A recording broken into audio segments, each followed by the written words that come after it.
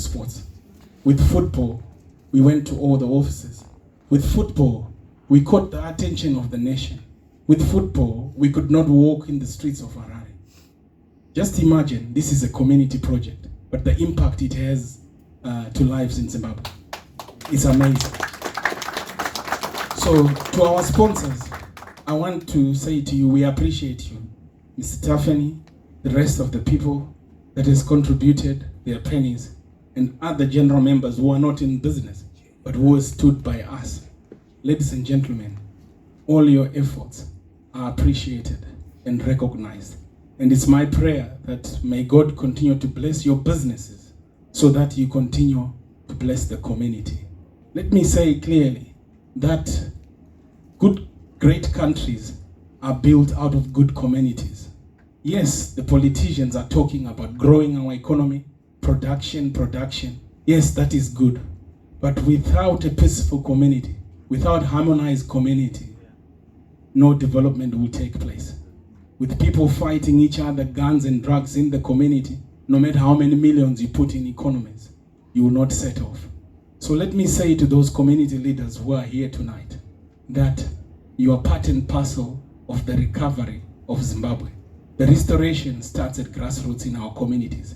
If we learn to live together in peace, love, and harmony, we can then together work and grow our economy and effectively make our country great again. But it starts from this room. It does not start from anything else. It starts from this room. So those that have stood with us, I want to appreciate you. And to the African Nations Cup UK, John Faika and your team, 10 years of trials and tribulations, getting thrown out of the tournament in 2018, not having to fulfill our fixture was painful. But let me tell you, great things are born out of trials and tribulations. Like they say, there is no Pentecost without strife in the Garden of Gethsemane.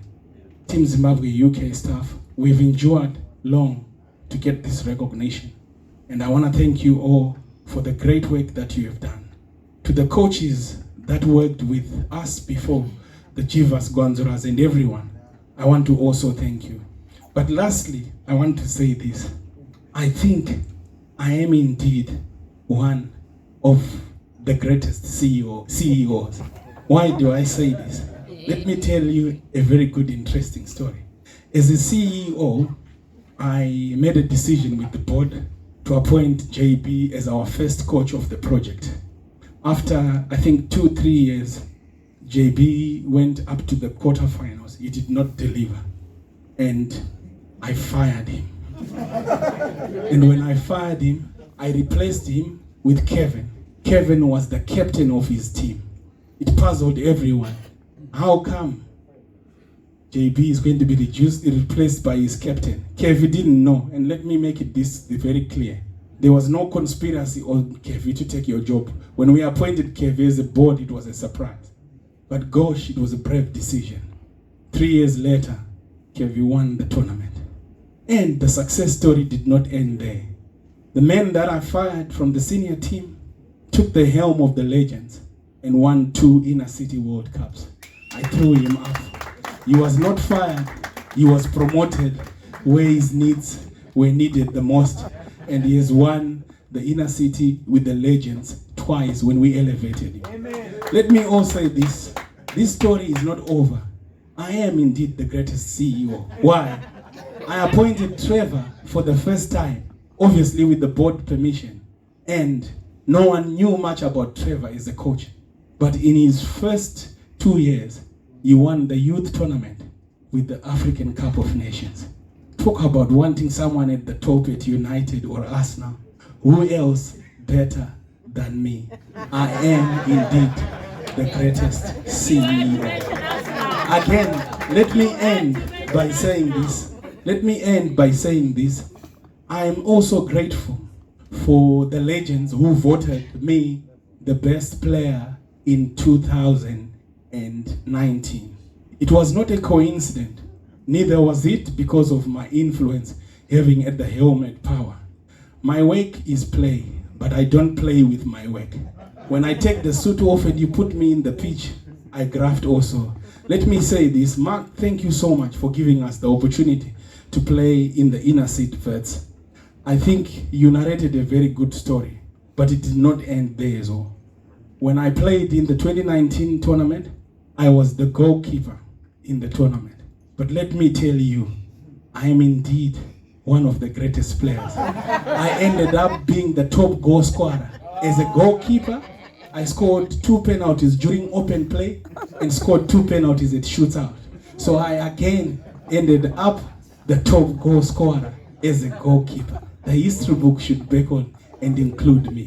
But ladies and gentlemen, let me say this again. We give glory to no one else but to God. We are here and we've met for a purpose. Let me say this. This project is not going to die. Bigger stars are going to be born from here.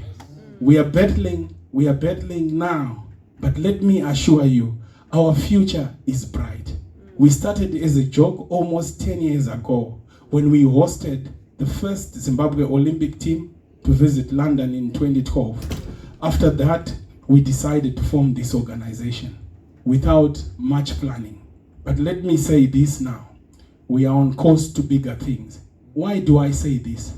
In the last 5 years, we have contributed 5 key players in the main Zimbabwe national team. If that is not progress or achievement, I would like to see the definition of the word achievement. We are indeed game changers in football. Many coaches will come out of this institution. Many players will come out of this institution. Many administrators will come out of this institution. And again, many sponsors of Zimbabwe football at the highest level will come out of this institution. Let me end by saying, Zimbabwe is our country, and it needs all of us to come together and make it a better place. Yes, it's good sometimes when you feel dejected to be bitter. But let me say to you, bitterness does not build anything. In my life, I've learned to turn all the bitter things, the bitter lemons that are thrown to me, I've learned to use them to make lemonade and to enjoy myself. Ladies and gentlemen, take courage for being here. Please, as the event is about to finish, stay with us for refreshments. We have planned refreshments for all of you. Once again, I salute all of you. Thank you. He is indeed a self-made greatest man. Ladies and gentlemen, can we give Mr. Marshall Gore a round of applause?